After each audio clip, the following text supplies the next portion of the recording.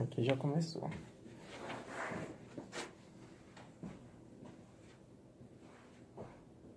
Só ir aqui.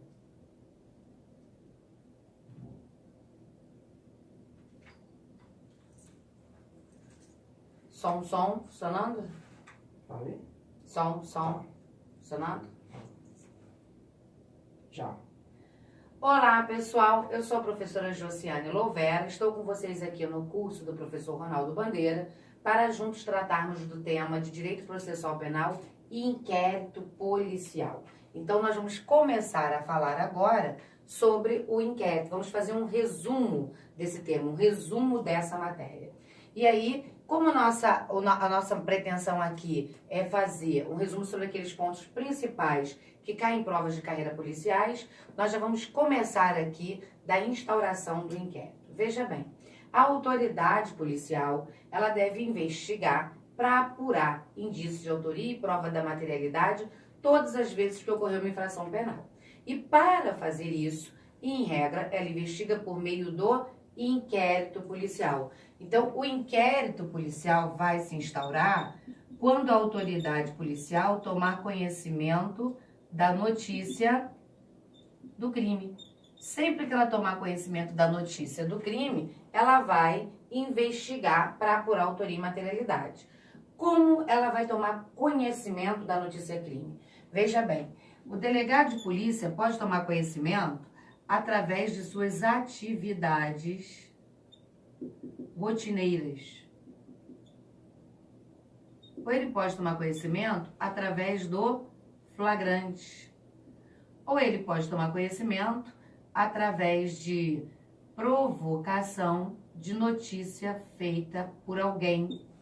Então, quando ele tomar conhecimento do crime através de suas atividades rotineiras, a gente vai chamar isso de cognição imediata, de cognição direta, de cognição espontânea. Quando ele tomar conhecimento através do flagrante, a gente vai chamar de notícia crime, de cognição coercitiva.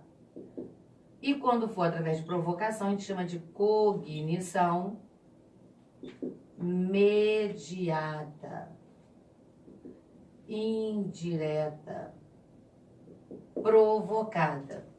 Veja bem, cognição significa conhecer, o ato de conhecer a respeito do crime. Então, quando a autoridade policial conhecer sobre o crime através de suas atividades rotineiras, cognição imediata. Quando a autoridade policial tomar conhecimento através do flagrante, cognição coercitiva. Quando ela tomar conhecimento de provocação de terceiros, cognição imediata, cognição provocada, cognição indireta. Agora, quando ela toma conhecimento porque alguém noticiou, então em relação a quem noticia, essa notícia pode ser chamada de notitia criminis, ou ela pode ser chamada de delatio criminis.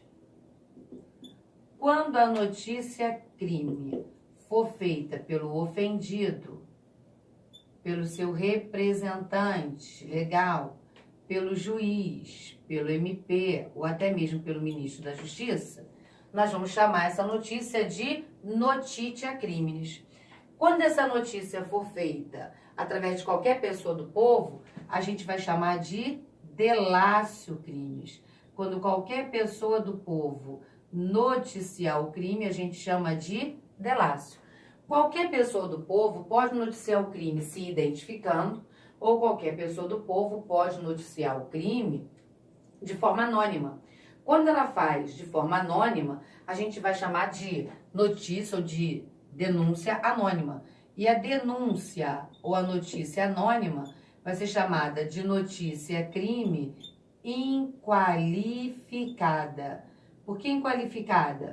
Porque a pessoa não se identificou. Então, a denúncia anônima, a notícia crime anônima, a gente chama de notícia crime inqualificada, porque não existe a qualificação da pessoa que fez a notícia.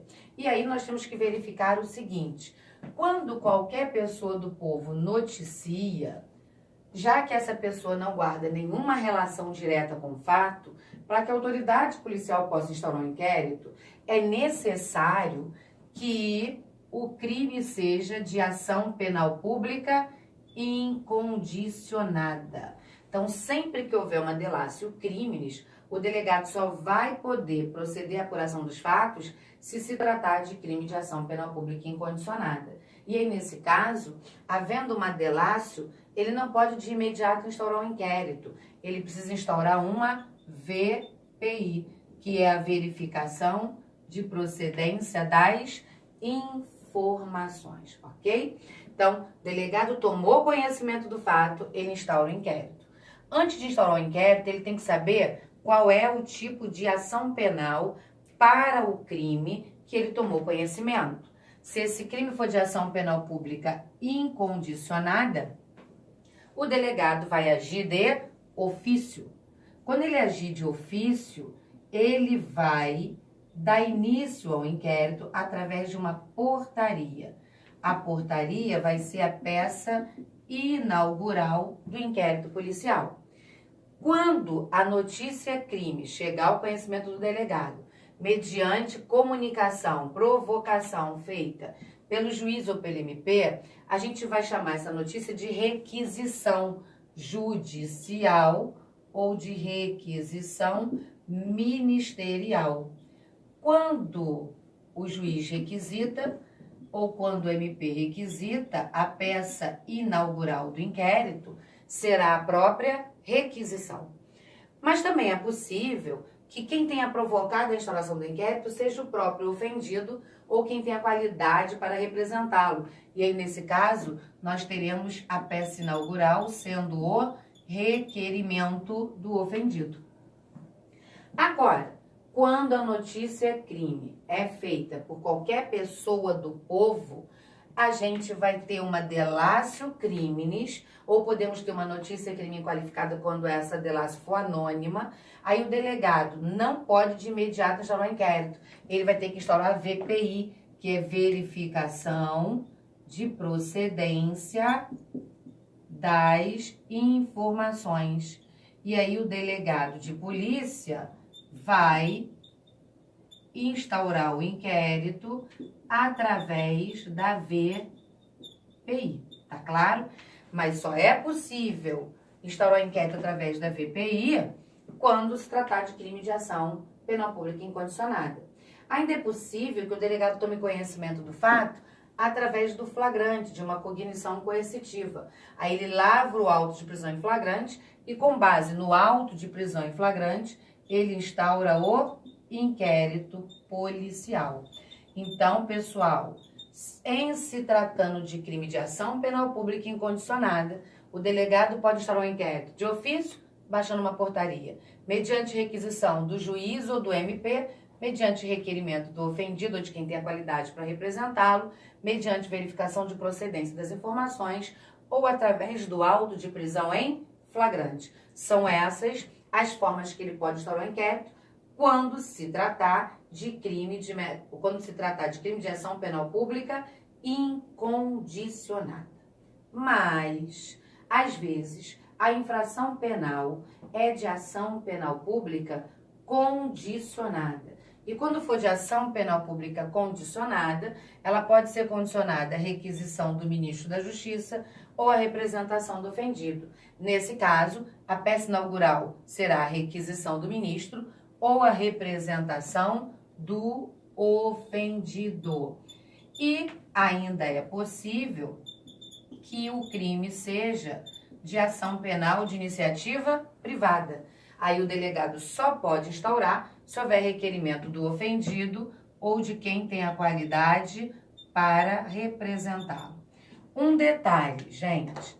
Quando o crime é de ação pública condicionada, o delegado só pode instaurar o inquérito se as condições específicas de procedibilidade estiverem presentes.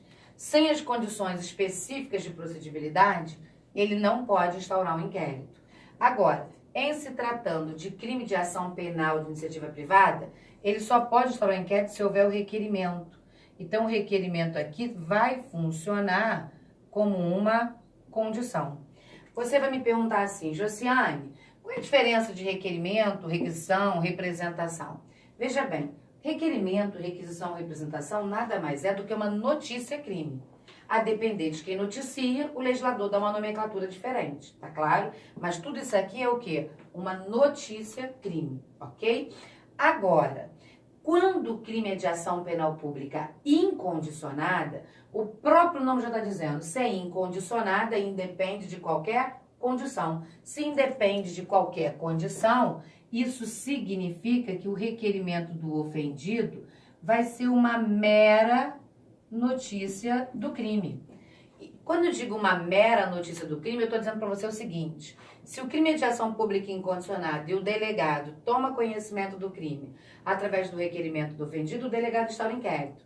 Mas se o ofendido não requerer e a autoridade tomar conhecimento do crime por outro meio, que não seja o requerimento do ofendido, o delegado pode agir da mesma forma. Até porque ele pode, inclusive, aqui agir de ofício, ou mediante requisição do juiz, ou através da VPI, ou através do flagrante. Então, aqui o requerimento não é uma condição, é uma mera notícia. Se o ofendido requerer, o delegado age, mas se o ofendido não requerer, o delegado pode agir da mesma forma. Agora, quando o crime é de ação penal de iniciativa privada, o requerimento não é uma mera notícia-crime. O requerimento é uma condição sem a qual o delegado não pode instaurar o inquérito. Então, a diferença do requerimento da ação pública incondicionada para a ação privada é que na ação privada ele é uma condição sem a qual o delegado não pode agir. Tá claro? Detalhe, gente, quando o ofendido noticia o crime, quando qualquer pessoa do povo noticia o crime, essas são pessoas. E como pessoas, às vezes falam verdade, às vezes falam mentira, ou muitas das vezes até falam verdade que elas acreditam se tratar de um crime, mas que não são. Então, quando qualquer do povo noticia ou o ofendido ou quem tem a qualidade para representá-lo, o delegado, verificando que essa informação, que essa notícia não é procedente ou não se trata de um ilícito penal, alguma coisa assim, o delegado pode indeferir a instauração do inquérito. Então, nessas hipóteses aqui, o delegado de polícia, ele pode deferir a instauração do inquérito ou ele pode indeferir a instauração do inquérito. Se ele indeferir a instauração do inquérito, quem noticiou não vai ficar feliz com isso. Quem noticiou vai ficar muito chateado. E aí o que acontece? Dessa decisão do delegado que indefere a instauração do inquérito, cabe recurso administrativo inominado dirigido ao chefe de polícia. Sempre que a autoridade policial indeferir a instauração do inquérito, desse indeferimento, cabe recurso administrativo ao chefe de polícia. Agora, cuidado com o detalhe. Quando o juiz e o ministro requisitam, não cabe esse indeferimento. Por quê? Quando o juiz e ministro e MP requisitam, eles são órgãos. E, enquanto órgãos, eles não mentem, eles não têm personalidade jurídica. Então, quando eles noticiam, é porque se trata de uma notícia procedente. Então, ao delegado não cabe outra alternativa, senão, efetivamente, instaurar inquérito. Agora, cuidado, juiz e MP não mandam no delegado. Entre juiz, MP, delegado e advogados, não existe hierarquia funcional. Portanto, essa requisição, ela não é uma ordem do juiz nem do MP ao delegado. É realmente uma requisição, a notícia de um crime para que a autoridade policial haja sem possibilidade de indeferimento, ok? Outro detalhe, quando o crime é de ação penal pública condicionada à representação do ofendido ou de ação penal de iniciativa privada, para que esse ofendido possa representar ou para que ele possa requerer, ele tem que ser uma pessoa capaz. Ser uma pessoa capaz significa ser uma pessoa maior e mentalmente sã. E aí, então, esse ofendido para representar tem que ser capaz, ou para requerer também. E se ele for incapaz, Se ele for incapaz, quem vai representar por ele é o seu representante legal, que pode ser o seu pai, a sua mãe, o seu tutor ou o seu curador. Agora, e se esse ofendido incapaz não tiver representante legal, ou se tiver, mas entre ele e o seu representante houver uma colidência de interesses? Aí quem vai agir por ele é o chamado curador especial. E se esse ofendido morrer ou for considerado ausente por decisão judicial, aí então quem vai agir por ele é o CAD, cônjuge, ascendente, descendente ou irmão. E isso é uma ordem de prevalência.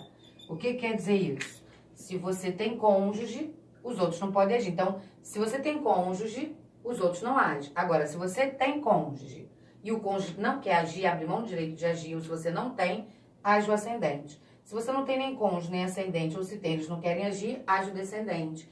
Se você não tem cônjuge, ascendente ou descendente, ou se tem, eles não querem agir, age o irmão. Por isso a gente diz que é uma ordem de prevalência, ok?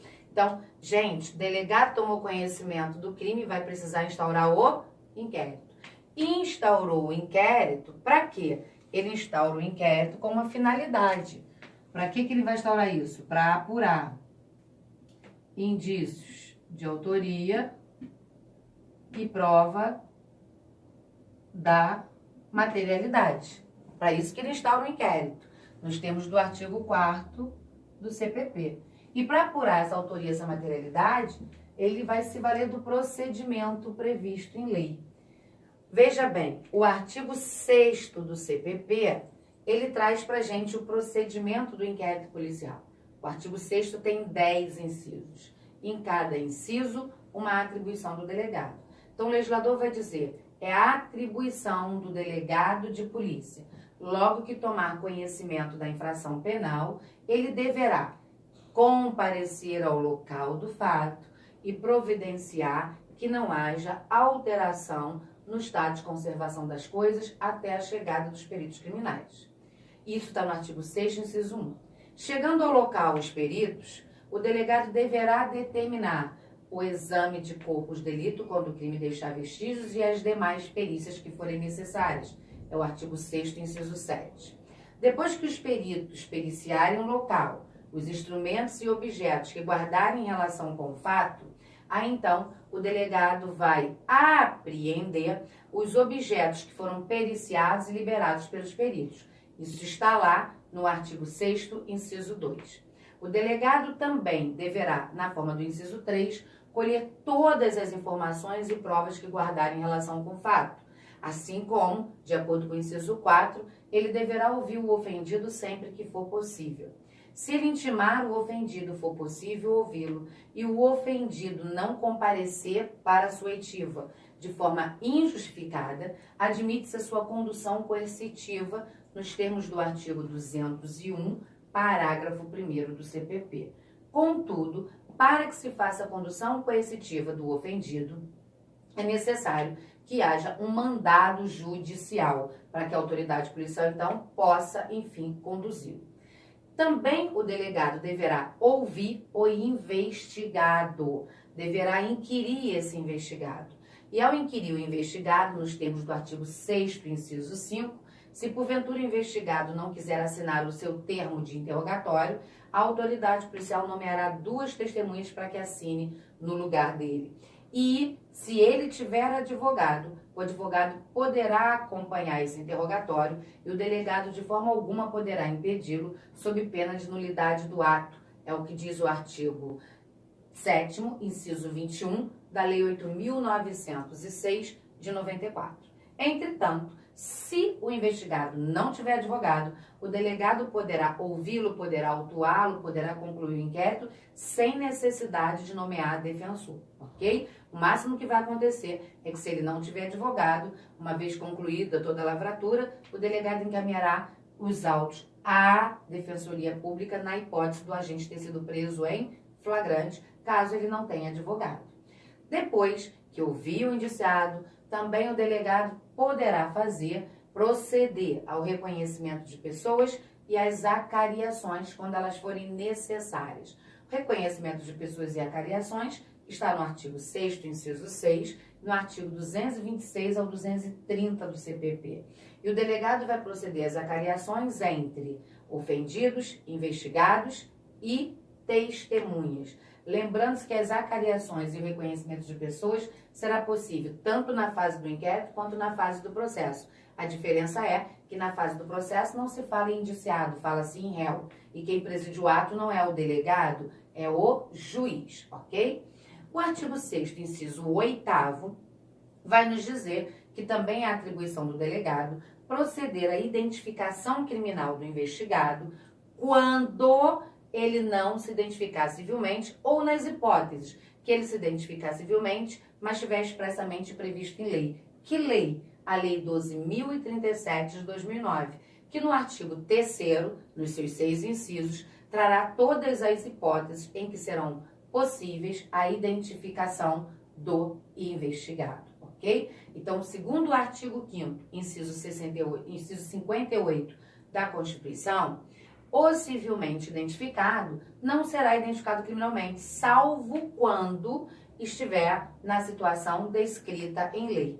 Então, para que o delegado possa proceder à identificação criminal do civilmente identificado, só nas hipóteses do artigo 3º da Lei 12.037 de 2009.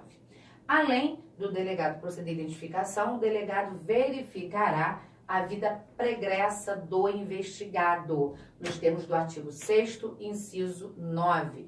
Para quê? Para saber como era o comportamento do investigado em sociedade antes da prática delituosa. E, segundo o artigo 6º, inciso 10, a autoridade policial deverá verificar se o investigado tem filhos, se esses filhos são menores e quem é o responsável para cuidar desses filhos menores. É o que dispõe o inciso 10 do artigo 6º. Além desses 10 incisos do artigo 6º, existem outras atribuições do delegado no Código de Processo Penal. O artigo 7º vai dizer que é a atribuição do delegado proceder à reprodução simulada dos fatos quando for interessante para apurar autoria e materialidade. A reprodução simulada nada mais é do que a reconstituição do fato criminoso. E essa reconstituição poderá ser feita se o delegado entender que ela é necessária. Cuidado com o detalhe. O delegado intimará o investigado a participar da reprodução simulada, mas o investigado só participa se quiser, porque ele não tem obrigação de produzir provas contra si mesmo. O legislador vai dizer no artigo 10 do CPP que é também a atribuição do delegado fazer o minucioso relatório de tudo que ele apurar no inquérito, assim como é a atribuição dele indicar testemunhas que porventura não tenham sido ouvidas no decorrer da investigação, ok? O artigo 15 vai dizer que o delegado vai nomear curador ao indiciado menor. Aqui você vai ter que se ater à seguinte informação. O nosso Código Penal é da década de 40. Então, o nosso Código Penal, desde que entrou em vigor, ele entende que a pessoa alcança a maioridade aos 18 anos. Porém, o Código Civil, que era de 2016, dizia que se alcançava a maioridade aos 21 anos. Acontece que, hoje, o Código Civil, que é de 2002, diz que você alcança a maioridade aos 18. Então, o que aconteceu? Essa fase aqui, em que você era maior para o direito penal com 18 e maior para o direito civil com 21, isso aqui era chamado de menoridade relativa. Acontece que agora, essa menoridade relativa deixou de existir, porque tanto para o direito penal quanto para o direito civil, você é maior aos 18. Então, a bem da verdade, o artigo 15 não mais é aplicado, não se nomeia curador ao indiciado menor relativo. O artigo 15, ele foi tacitamente revogado pelo Código Civil de 2002. Josiane, como é que fica essa situação aqui de nomear curador ao indiciado menor? E se for menor de 18? Gente, esse menor aqui só podia ser o menor relativo, porque o menor de 18 não respeita as regras do Código de Processo Penal e sim as regras do ECA. Portanto, esse artigo 15 não se aplica ao menor de 18, só se aplicava ao menor de 21 e maior de 18, que não existe mais. Então, tacitamente revogado. O legislador também vai dizer que o delegado de polícia pode representar pela incomunicabilidade do investigado preso, do indiciado preso. Em qualquer hipótese ele vai representar? Não, ele só pode representar se o interesse da sociedade e a investigação exigirem. Se houver interesse da sociedade, eu vou conveniente para a investigação. Aí ele pode representar pela incomunicabilidade do preso. Só quem pode ordenar é o juiz. Tem que ter ordem judicial. Essa ordem só pode ser em tempo de paz. E mesmo estando incomunicável, o preso tem acesso ao seu advogado e o prazo não pode ultrapassar a 3 dias, é o que diz o artigo 21 do CPP. Cuidado com o artigo 21. O artigo 21 vai nos dizer que o delegado pode representar pela incomunicabilidade. No entanto, a doutrina entende que o artigo 21 ele é inconstitucional, que ele não foi recepcionado pela Constituição de 38, faça o que dispõe o artigo 136, parágrafo 3º, inciso 4 da Constituição. Por quê? Porque o artigo 136, parágrafo 3º, vai dizer que é vedada a incomunicabilidade do preso no estado de sítio, no estado de defesa. E aí nós vamos entender o seguinte: o delegado de polícia vai representar se não for no estado de sítio, não for no estado de defesa, só se for em tempo de paz. E o juiz só poderá determinar se for em tempo de paz. Em que pese a doutrina afirmar que o artigo 21 é inconstitucional, em que pese a doutrina afirmar que o artigo 21 não foi recepcionado pela Constituição Federal, hoje você tem que saber fazer prova. Se a banca não falar, segundo o entendimento doutrinário, o artigo 21 é inconstitucional, você tem que responder a questão de acordo com o que for perguntado. E se for perguntado que cabe a incomunicabilidade mediante ordem judicial pelo prazo de 3 dias, em tempo de paz, quando o interesse da sociedade e a conveniência da investigação exigirem, isso está correto segundo o CPP. Tá claro? Bom, o artigo 23, só para terminar, o artigo 23 vai dizer para a gente que a autoridade policial deve comunicar a investigação, instauração do inquérito e indiciamento ao Instituto de Identificação. Deve comunicar ao Instituto de Identificação o indiciamento e a instauração do inquérito. Assim, para que os órgãos tenham de conhecimento que existe o inquérito, que alguma pessoa está sendo indiciada ou investigada. Tá claro? Bom, a gente vai encerrar esse bloquinho aqui e no próximo a gente continua com o procedimento e atribuições do delegado de polícia no curso do inquérito. 28 minutos. Continua? Rapidinho, pessoal.